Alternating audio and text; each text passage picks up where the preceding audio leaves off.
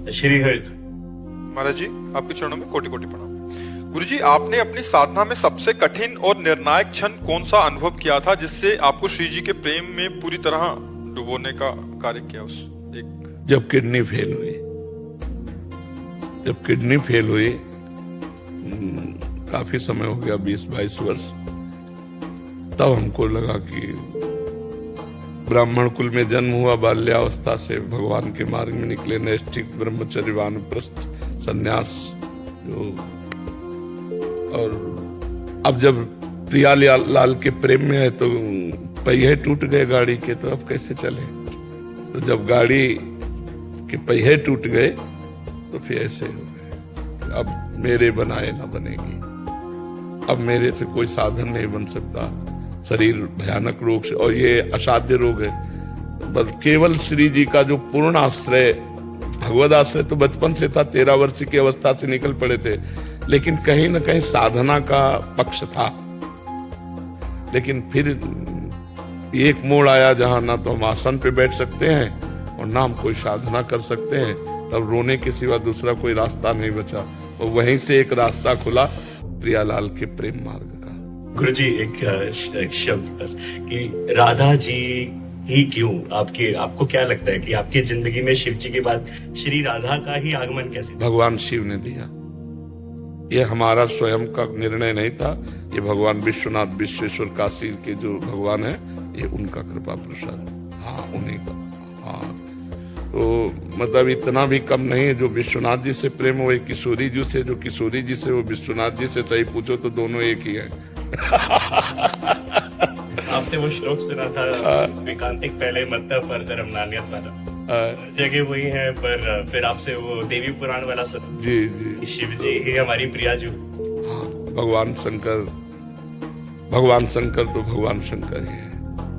आशुतोष है, उन्हीं की कृपा से सब है, सब कुछ उन्हीं की कृपा से।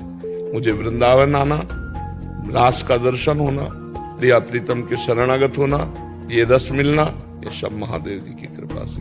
किंचन मात्र इसमें मेरी कोई साधना नहीं, कोई तपस्या नहीं, ये केवल करुणा भगवान शंकर की और उन्हीं की कृपा से। शुभम जी, कनाडा से। राधे राधे। राधे राधे महाराज जी। महाराज जी, क्या जीवन में अकेलेपन का अनुभव होना वास्तविकता में आध्यात्मिक जागरूकता के संकेत हैं, या कि ये केवल मन की एक अस्थायी स्थिति है? यदि ये आध्यात्मिक संकेत है, इसी अकेलेपन की भावना में तो फिर जीव फंस जाता है। ये कोई आध्यात्मिक असंगोहम पुरुषा का थोड़ी अनुभव है, ये अकेलेपन का अभाव विषय संयोग की आकांक्षा से युक्त है। ये कोई परमात्मा प्राप्ति वाला असंगोहम थोड़ी है। अगर यही शास्त्र स्वाध्याय हो, सत्संग श्रवण हो, और राग का नाश हो करके वैराग्य होने लगे, और फिर ये आने लगे यहाँ मैं के सिवा कोई नहीं, एक परमात्मा के सिवा कोई नहीं, यहाँ सब नानात्व मिथ्या है, ये तो समझ में आवे कि हाँ मेरा ये सब मिथ्या है, ऐसा समझ में आता है। हाँ, तो बहुत उत्तम बात है। किसी साथी की आवश्यकता की नहीं है। नहीं, अच्छा, काम वेदना की पीड़ा, काम वेदना कुछ भी नहीं। नाम जब रोज होता है। शास्त्र स्वाध्याय वो कभी कभार मतलब नहीं, नियम पूर्वक कीजिए, तो ये आग और भड़क उठेगी अध्यात्म की। श्रीमद् भागवत का पाठ कीजिए, अर्थ सहित कीजिए, और ब्रह्मचर्य ठीक से चल रहे हो, चलो भगवान की विशेष कृपा। लेकिन अभी कोई स्थायी वृत्ति नहीं है, इस पर कोई विश्वास न कर ले, क्योंकि मन जो है ना बहुत चंचल है, वो कभी किसी भी क्षण बदल सकता है। की कृपा से सब कुछ सही होता है। एकांत लगता है तो अच्छा लगता है, 90% समय तो मतलब बहुत ही वो आनंदमय लाइक राधा और माँ बाप की सेवा और बाकी सब बढ़िया से लाइक जितना हो सके दान पुण्य। ये बहुत पूर्व जन्म का कोई सुकृत है, जिससे ऐसी मंगलमय भावना उदय, पर इसको गुप्त रखो और इसको सजो, इसको बढ़ाओ और इसको पचाओ। जब पच जाएगा तब ये स्थायी माना जाएगा। ठीक है, खूब नाम जप करो, शास्त्र स्वाध्याय जरूर करो, हो सके तो एक विवेक चूड़ामणि ले लो, आद्य गुरु भगवान शंकराचार्य जी की है।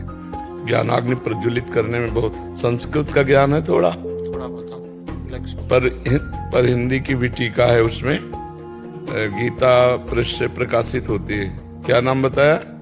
शंकराचार्य का, भगवान शंकराचार्य जी की विवेक चूड़ामणि। विवेक चूड़ामणि, उसमें बहुत आपको ज्ञान हो जाएगा। सतोगुण क्या है, रजोगुण क्या है, तमोगुण क्या है, कर्मेंद्रियां क्या है, ज्ञानेंद्रियां क्या है, स्थूल शरीर क्या है, सूक्ष्म शरीर क्या है, कारण शरीर क्या है, पंचकोश क्या है, तो पता चलने लगेगा कि मैं कौन हूं।